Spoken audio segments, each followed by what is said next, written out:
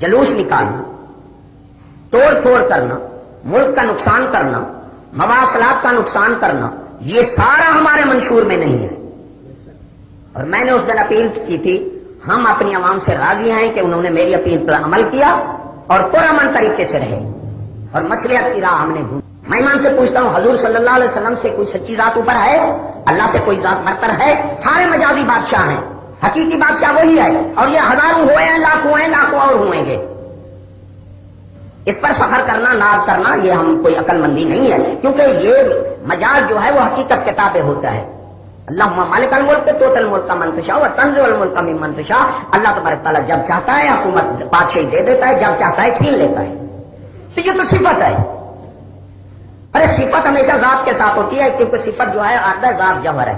ایمان سے دنیا کا کوئی بادشاہ ہے، اس کی زندگی کا بھروسہ ہے اس کو کہ میں جیتا رہوں گا، تو زندگی جب نہیں تو صفت کا کیا فخر کرنا، جب زندگی پر ہم فخر کہ ہمارا دوسرا قسم بھی ہوتا ہے۔ بزرگان دین یہ فرماتے ہیں کہ یہ سمجھو کہ یہ سانس نکلا دوسرا نکلتا ہے یا نہیں نکلتا۔ ہمارے آنکھ دیکھ کے بعد کئی واقعات ہیں، بندہ کپڑے دے رہا ہے، ناپ رہا ہے، ایسے میٹر لگایا ایسے گر دیا، تندرست بندہ، دیکھا میرا پڑا تھا۔ ایک بندہ بچڑا کھینچے جا رہا ہے تو زنجیر ہاتھ سے چھوٹ گیا، گرا مار گیا، ایسے موتیں ہو رہی ہیں، زندگی کا کوئی پتہ نہیں۔ تو جب بندہ زندگی کا فخر نہیں کر سکتا، زندگی اپنی نہیں ہے، تو صفت تو یہ بادشاہی سب اللہ سے، اگر کوئی دنیا کا بادشاہ مر جائے اس کی بادشاہی رہے گی؟ ذات گئی، صفات کہاں جاتے ہیں؟ اس طرح میں ایک اور بات کر دوں، ایک میں نے دیوبند سے عرض کی کہ بھئی یہ بات سنو کہ صفات جو ہیں وہ ذات کے ساتھ موصوف ہوتے ہیں، ذات نہ ہو صفت تو نہیں رہتی۔ کہ ہاں یہ تو ٹھیک ہے۔ میں نے کہا یہ بتاؤ جس کی صفات باقی ہوں، یہ نہیں ہو سکتا۔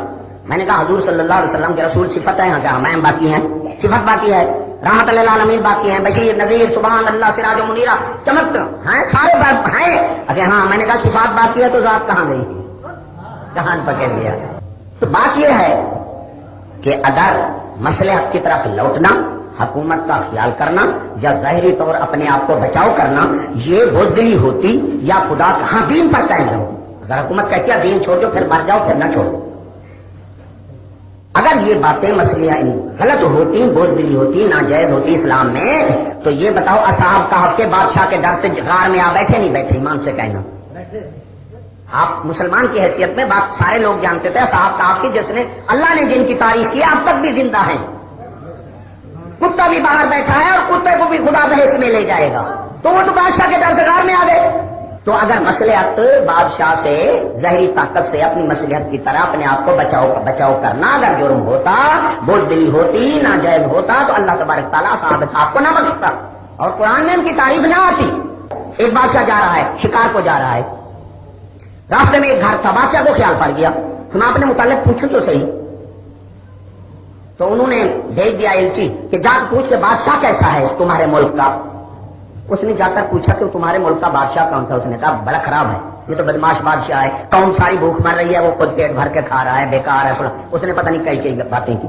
اس نے آ کر کہا، اس نے وزرا کو بلا دیا کہ یہ تم نے کیا کام کیا ہے، اتنا میری شکایت، قوم بھوک مر رہی ہے، اس نے مجھے بہت گالی دی، باتیں کی، اتنا وہ قوم کو تم نے تنگ کر رکھا ہے۔ اس نے کہا بادشاہ سلامت، قوم ساری فلاح ہے، یہی خود بھوکا ہے۔ اس نے کہا میں کیسے مانوں گا کہ آپ اس کو اشرفیاں دے دیں؟ تو بادشاہ نے بہت سی اشرفیاں دے دی، بجائے اس کو پکڑ لیتا، سزا دیتا، نہیں، اس نے اشرفیاں دی بادشاہ نے۔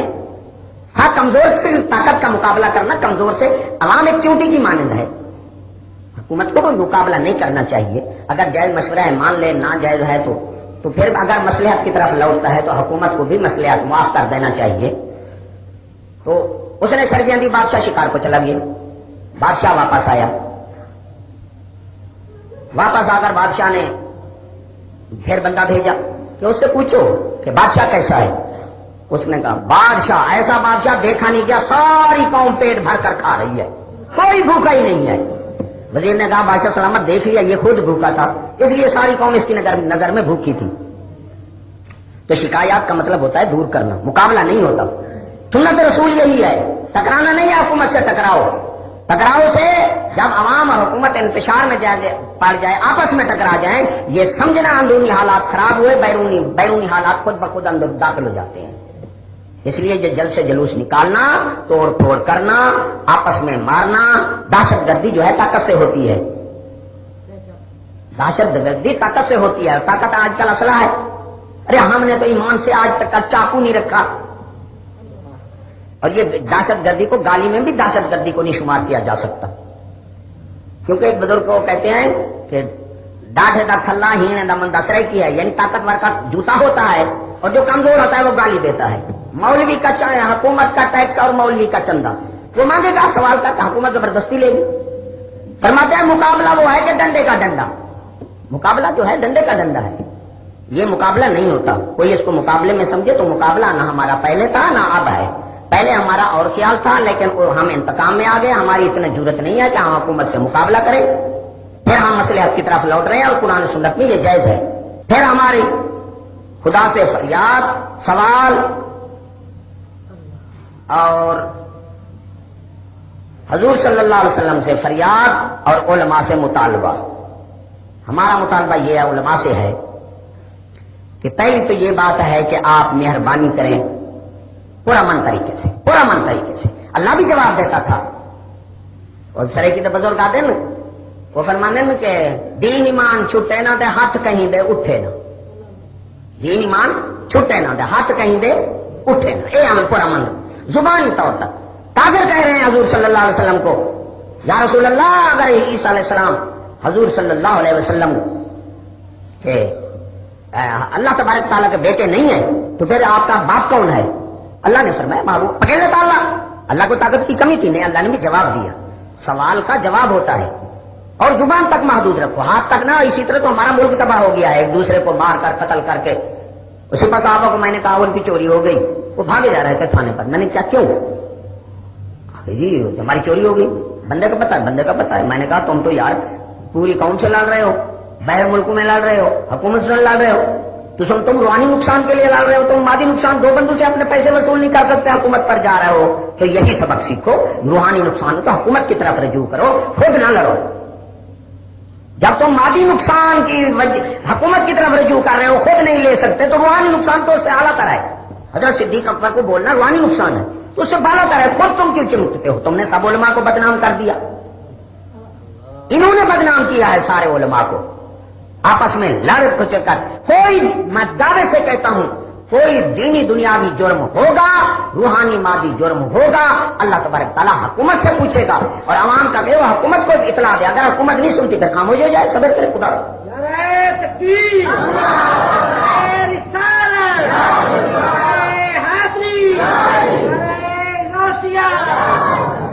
دوسری بات یہ ہے کہ ایک تو ہماری یہ علماء سے مطالبہ ہے کہ وہ اگر کوئی بات ہے تو صبر و تحمل سے لڑنا جھگڑنا چھوڑ دیں، علماء کو بدنام نہ کریں۔ ملک میں قتل و غارت کرنا، انتشار، اس سے کوئی مسئلہ ایمان سے کوئی فائدہ ہوا؟ کوئی مسئلہ حل ہوا؟ کوئی مسئلہ حل نہیں ہوا نا۔ دوسرا مطالبہ یہ ہے کہ ہر مسجد میں کیونکہ مسجدیں جو ہیں اس لیے ہیں کہ ان میں اللہ کا نام لیا جاتا ہے، اس لیے عزت والی ہے نا، لیکن خدا کا نام نالی میں پڑا ہو تو مسجد کروڑ روپے کی فائدہ دے گی؟ ایمان سے نہیں دے گی۔ پہلے جو تھا حکم کہ دریا میں پھینکو، اس وقت کلمی لکھے جاتے تھے، کلمی، اور بہت گراں قیمت کو ملتے تھے، لوگ زیارت کرنے جاتے تھے قرآن پاک کی، پیدل جا کر زیارت کرتے، کہیں کہیں ملتا تھا قرآن مجید، تو وہ دریا میں پھینکنے کا ائمہ نے حکم دیا، تو اس وقت وہ دریا میں جو سیاہی سے لکھے جاتے تھے وہ ختم ہو جاتے تھے، پانی سے ختم ہو جاتے تھے، اور نہریں بھی نہیں تھی، ہڈے بھی نہیں تھی، سیدھے چلے جاتے تھے سمندر میں۔ آج کل تو سمندر میں گیرنا بھی حرام ہے، کیونکہ میں نے گناہ گار آنکھوں سے سمندر میں جا کر ساحل میں دیکھا کہ قرآن مجید کے اوراق پڑے ہیں، ادھر پیشاب ہوا ہے، ٹٹی، وہ گرتے ہیں، وہ موج دے کر باہر پھینک دیتا ہے۔ یہ ہمارے ملک میں بڑی بے ادبی ہو رہی ہے، بڑی بے ادبی ہو رہی ہے، اور حکومت کا کام ہے کہ وہ ایسا کام نہ ہونے دے جس سے قوم ملک پر خدا کا عذاب آ جائے، خدا کا عذاب آ جائے، کیونکہ حکومت وہ اچھی ہے جو قوم کو خدا کے عذاب سے بچائے، خود بھی خدا کے عذاب سے ڈرے، قوم کی بھی عقبہ سنوار دے، یہ ہماری درخواست، قوم کی عقبہ سنوار دے اور آپ کی بھی عقبہ سنوار دے۔ یہ چند ڈالر روزہ زندگی ہے، وہ قاضی صاحب نے فرمایا دج وج جگ وج تھو چھوڑ وے ڈورے تے مل مل چھوڑ وے اے دل پتر دی بھور وے تو کان ہاریندا تو کان ہیرے دی کڑی. پھر میں نے بیجا اور جگہ فرمایا انہیں کہ وطن بھی جگ مگ دیکھ دے بھول نہ پونگی اور وطن بھی گا نہیں رول نہ پوں. خدا کی قسم خدا رسول کی ناراضگی میں کروڑوں بادشاہ سال کی بادشاہی وارے کروڑوں سال کی کیونکہ آخر ختم ہو جائے گی. اللہ کے نزدیک جو چیز فنا ہو جائے اس کی کوئی قدر نہیں ہوتی. حقیقی بادشاہ آپ ہے قدیم آپ ہے. باقی سب بادشاہ جو ہیں اس نے دید دیتا ہے جتنا کر سکتا ہے چھین سکتا ہے. اور یہ عوام یہ مت خیال کرے جلوس نکال کر یہ بھی نہ رکھو کہ اللہ اس بات اور بغاوت کس کو کہتے ہیں؟ بغاوت ہے یہ بادشاہ اتر جائے جلوس نکالنا یہ حکومت ختم ہو جائے اتر جائے یہ بغاوت ہے. تو یہ کرنا غلط ہے کیونکہ اللہ فرماتا ہے اللہم مالک الملک تؤتی الملک من تشاء وتنزع الملک ممن تشاء. یہ اللہ کا کام ہے کہ وہ حکومت دیتا بھی ہے چھین بھی لیتا ہے. بندہ کوئی نہیں چھین سکتا کسی سے. جو بندے کے بس کا کام نہیں اس کے لیے اٹھ کر وہ ملک اور قوم کا نقصان کرے. یہ بادشاہ اللہ دیتا ہے اور اللہ چھینتا ہے اور کوئی نہیں لے سکتا. تو قرآن مجید کا احترام نہیں ہے ہمارے ملک میں. نالیوں میں جہاں مسجدوں میں ایسا کمرہ مسجدیں چاہے کچی بھی ہوں چھوٹی بھی ہوں ایسا کمرہ ہو جو آپ قرآن مجید رکھے جائیں. نہر میں پھینک دیتے ہیں. جہاں دیکھو قرآن مجید پڑھے ہیں اللہ کے نام پڑھے ہیں. اتنا چھاپے ہو گئے ہیں خدا کی قسم اگر میرے بس کی بات ہوتی تو میں ایک چھاپا رکھتا جو قرآن مجید ایک چھاپا اور گراں قیمت رکھتا. جو کم قیمت ہو گئی اور چھاپے عام ہو گئے اس فتنہ نے قرآن مجید کو بے عزت کر دیا اور ہماری زندگی غیر محفوظ ہو گئی. ہم ہر وقت خدا کے عذاب میں ہیں. دعا مانگو اللہ تبارک تعالیٰ ہمیں ہدایت دے اور قرآن مجید کی عزت دے. اور دوسرا مطالبہ جن مذہب سے اختلاف ہے کہ مذہبی اختلاف کو بزرگان دین رحمت کا ہے چھاج ہے نا چھاج. جب اختلاف مباحثہ نہ ہو تو حق نمایاں نہیں ہوتا. چھاج ہے لیکن پرامن طریقے یہ یاد رکھنا زبان تک لڑنا بھیڑنا نہیں. تو چھاج جو ہے چھاج کریں گے تو گندوں میں ایک طرف ہو جائے گی جو ایک طرف ہو جائے گا ڈھیلا ایک طرف ہو جائے گا. اختلاف نہ ہو مباحثہ نہ ہو تو حق نمایاں نہیں ہوتا. جس طرح وکیل متضاد ہوتے ہیں وہ مباحثہ کرتے ہیں تو اس کو پتہ لگتا ہے کہ سچ جب مباحثہ نہ ہو تو سچ اور جھوٹ وہ مکس رہتا ملا ہوا رہتا ہے. اس لیے دینی اختلاف جو ہے رحمت ہے مگر ہے پرامن طریقے سے. دوسرا یہ ہے کہ ہمارا جو منشور ہے وہ یہ ہے کہ ہمارا آدمی ان کی طرف نہ جائے. جو کچھ حاصل کرنا چاہتا ہے وہ حملہ آور ہوتا ہے اور جو بچانا چاہتا ہے وہ دفاع کرتا ہے. ہمارا منشور تقریر کا یہ ہے کہ ہمارا دوسری طرف نہ جائے.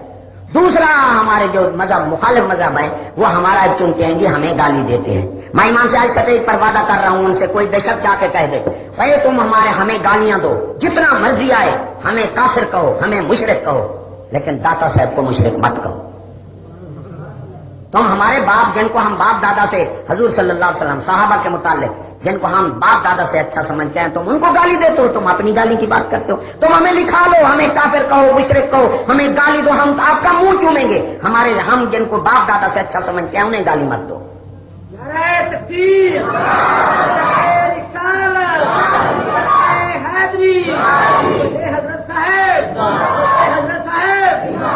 ہم زبانی پرامن طریقے سے آپ کو ضرور یہ استدلال مطالبہ کرتے رہیں گے. بادشاہ عوام وہ اچھی سن لینا اور دعا کرنا ہم ایسے بن جائے. عوام وہ اچھی جو اپنی حکومت کے پیچھے ہو.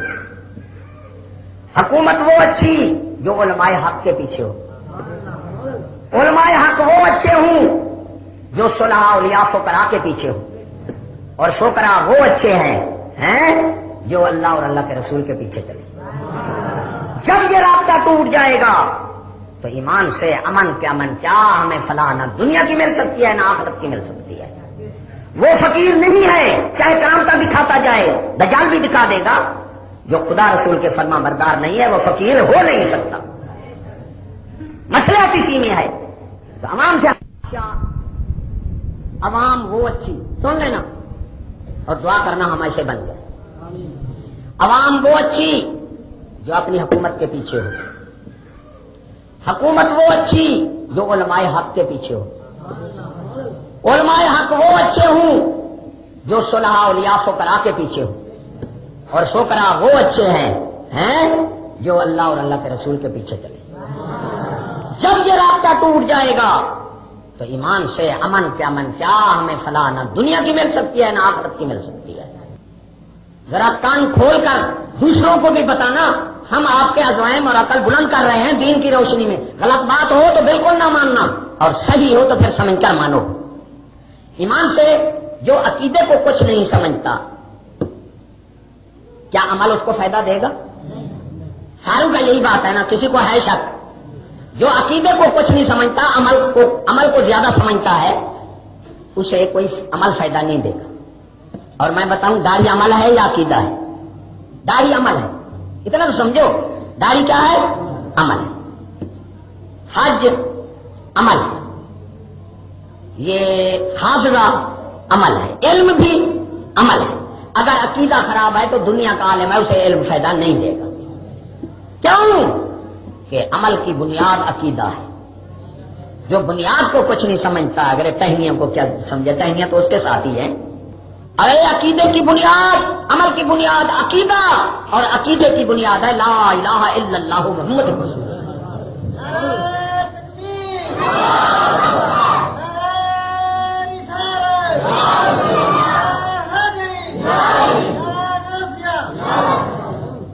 عالم گناہ کرے تعجب ہے اچھالا جاتا ہے، حافظ گناہ کرے اچھالا جاتا ہے، داڑھی والا گناہ کرے اچھالی جاتی ہے بات اس کی، حاجی گناہ کرے اچھالی باتی ہے۔ یہ سارے عمل ہیں، ارے یہ عقیدے سے اچھے ہیں، اور عقیدے کی بنیاد کلمہ شریف ہے۔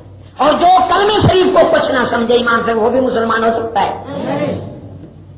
تو معلوم ہوا کہ گناہ کلمے پڑھنے والے پر حرام ہے، کسی داڑھی والے پر حرام نہیں، کسی عالم پر حرام نہیں، کسی حافظ پر حرام نہیں، کسی حاجی پر حرام نہیں۔ بہو سلطان بول اٹھے، فرمایا دو جہان کلمے دے اندر کی جانے خلقت بھولی ہوں۔ ارے لا الہ الا اللہ محمد رسول اللہ پڑھنے والا سارا دن گناہ کرے، ہم تعجب نہیں کرتے؟ تو ہماری نگاہ میں کلمہ کچھ نہیں ہے۔ امام سے اگر داڑھی والے پر گناہ حرام ہوتا تو سکھوں کا پہلا نمبر ہے، بڑے بڑے عالم راہب مارے گئے، بلال حبشی کلمہ پڑھ کر فرشتوں سے بھی زیادہ شان پا گیا۔ ایسا ہے نہیں ہے؟